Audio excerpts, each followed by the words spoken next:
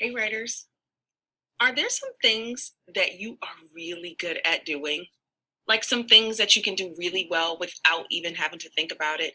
Like something you don't need help with at all? Like for me, I know how to ride my bike without thinking about it. And I know how to type really well. Also, I can spell Mississippi with my eyes closed. Watch. Mississippi.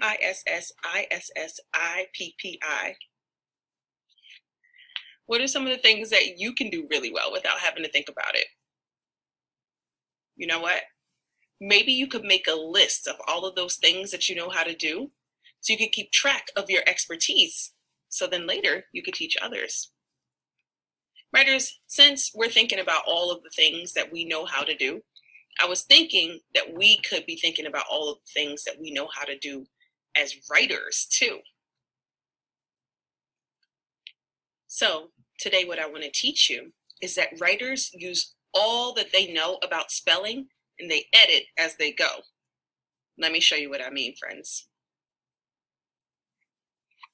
So I've been continuing my writing about Miss Maisha, the crossing guard in my neighborhood.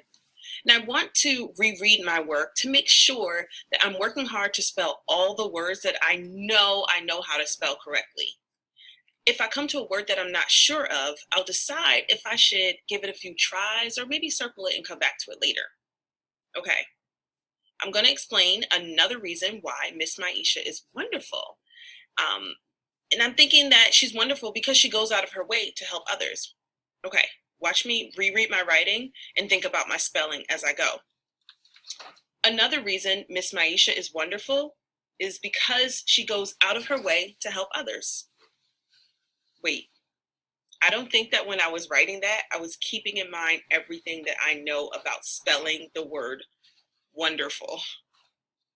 I know it has three parts to it. Let me try clapping it out. Wonderful. Did you hear all three of those parts?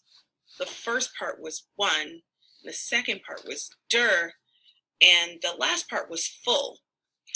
Now that last part could be spelled a couple of different ways. Let me try it out. Well, let me show you what I've tried out. I tried it out this way first, where I'm spelling the last part of full with two L's, and then I tried it out another way where I'm spelling the last part of full with one L. Which one do you think looks right? Think about everything I know about spelling. Usually at the end of a word, when you're like kind of adding like something full, like beautiful, it only has one L at the end. Yeah, I think it's this one. I think this is the right one. Did you see what I did there?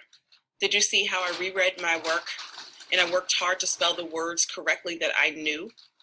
And I'm sure my reader will appreciate me taking the time to make my writing easier for them to read.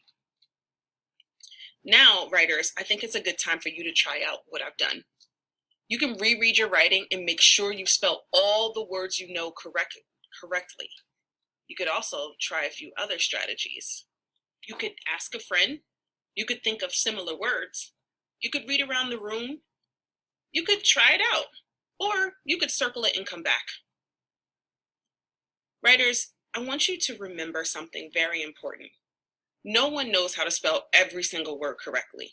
And you can't let that slow down your writing. You can't stop constantly as you write to look up words in the dictionary. Spelling words correctly means that you think of the words as you spell them. You say to yourself, wait, I know how to spell that word. Also, you use the strategies on the chart I just showed you.